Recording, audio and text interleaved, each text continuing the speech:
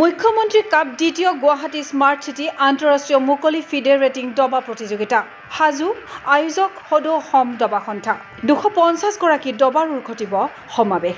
অহা 4 আগষ্টৰ পৰা 8 আগষ্টলৈ সৰুসজাই ক্ৰীড়া প্ৰকল্পৰ ইনডোৰ ষ্টেডিয়ামত অনুষ্ঠিত হ'ব মুখ্যমন্ত্ৰী কাপ দ্বিতীয় গুৱাহাটী স্মাৰ্ট চিটি আন্তঃৰাষ্ট্ৰীয় মুকলি ফিডে ৰেটিং দবা প্ৰতিযোগিতা সদৌ অসম দবা সন্থাৰ উদ্যোগত অনুষ্ঠিত হ'ব লগা প্ৰতিযোগিতাখনত অংশগ্ৰহণ কৰিব অসমকে ধৰি মুঠ 20খন ৰাজ্যই 5,10,000 প্ৰাইজ মানি সম্বলিত প্ৰতিযোগিতাখনত এতিয়ালৈকে পঞ্জীয়ন কৰিছে 250 গৰাকী দবাৰুৱে শনিবাৰে গুৱাহাটীৰ হোটেল অৰ্নেটত অনুষ্ঠিত সংবাদমেলত এই ঘোষণা কৰিলে আয়োজক সদৌ অসম দবা সন্থাৰ সভাপতি মুকুতা ডেকাই আমাৰ সেকেন্ড গুৱাহাটী স্মাৰ্ট সিটি সিএম কাপ মানে ইন্টাৰনেশনাল ফিডে ৰেটিং চেছ টুৰ্নামেণ্ট আয়োজন কৰা হৈছে সদৌ অসম দবা সন্থাৰ উদ্যোগত অহা 4 তাৰিখৰ পৰা 8 তাৰিখলৈ 4 আগষ্টত আমাৰ 9:30 বজাত আমাৰ উদ্বোধনী অনুষ্ঠান হ'ব তাৰ পিছৰ পৰা আমাৰ 10টা ৰাউণ্ড হ'ব 8 তাৰিখে ক্লোজিং চেৰেমনি হ'ব পুৰস্কাৰ বিতৰণ হ'ব পুৰস্কাৰ 5,10,000 কেছ মানি ৰখা হৈছে বাকি আমাৰ আন্ডাৰ 7 পৰা আৰম্ভ কৰি আমাৰ বিভিন্ন কেটেগৰী আছে সেই কেটেগৰীসমূহত আমি বিভিন্ন ধৰণৰ কেছ প্ৰাইজ আৰু ট্ৰফি আমি সকলোকে খেলুৱৈক আমি দিম এতিয়ালৈকে মানে আমাৰ ধৰক 250 অলৰেডি আমাৰ পঞ্জীকৰণ হৈ গ'ল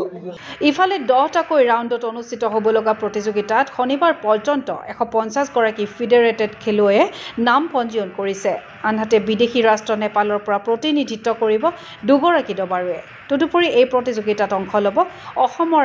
IM মায়ংক চক্ৰৱৰ্তী আৰু ৱেষ্ট বেংগলৰ কৌস্তভ কুণ্ডুৱে সংবাদমেলত এই সন্দৰ্ভত জনালে সদৌ অসম দবা সন্থাৰ সম্পাদক ৰাজীৱ ধৰে আমাৰ এই খেলখনত বাহিৰৰ দেশৰ পৰা নেপাল আহিছে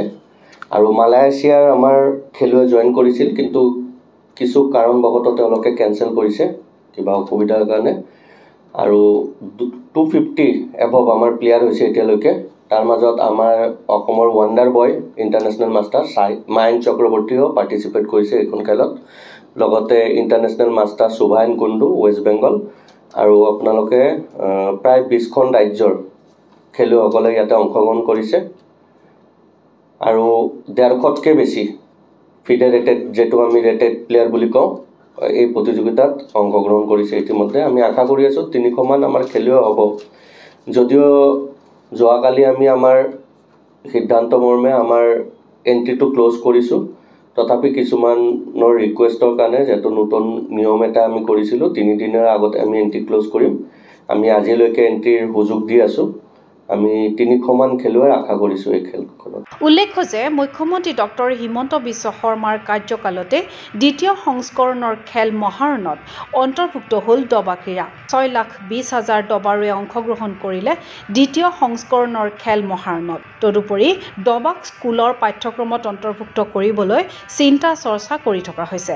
এই সকলো দিশ প্ৰত্যক্ষ কৰি ৰাজ্যৰ বৰ্তমানৰ মুখ্যমন্ত্ৰীগৰাকীক সন্মান জনাই এই আন্তঃৰাষ্ট্ৰীয় টুৰ্নামেণ্টখন মুখ্যমন্ত্ৰী কাপ নামেৰে উৎসৰ্গা কৰিলে সদৌ অসম দবা সন্থাই চিফ মিনিষ্টাৰ কাপ যেটো প্ৰথমবাৰ আমি পাতোতে ফাৰ্ষ্ট গুৱাহাটী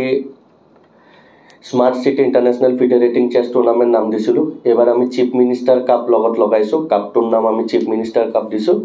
এটোও আমাৰ এটা কাৰণ আছে আপোনালোকে ইতিমধ্যে গম পাইছে যে মাননীয় মুখ্যমন্ত্ৰী মহোদয় ডক্টৰ হিমন্ত বিশ্ব শৰ্মা ডাঙৰীয়া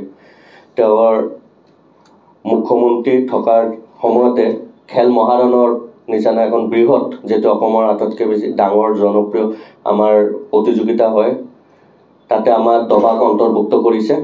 আৰু আমি সাকসেসফুলি এই খেলখন আমাৰ 6,20,000 আমাৰ খেলুৱৈ ৰেজিষ্টাৰ হৈছিল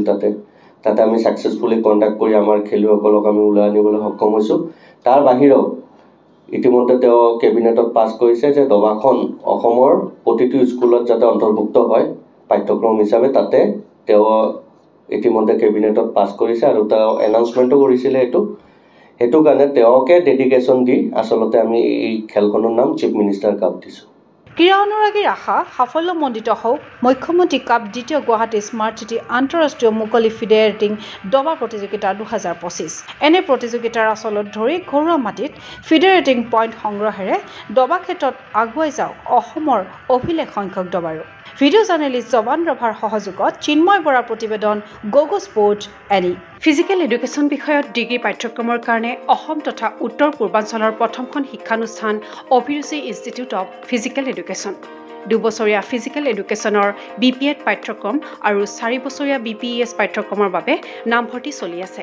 বিতংকৈ জানিবৰ বাবে আজি যোগাযোগ কৰক যোগাযোগৰ নম্বৰসমূহ হৈছে 9435100098 7002233540 88765210098 website www.aipguwahati.in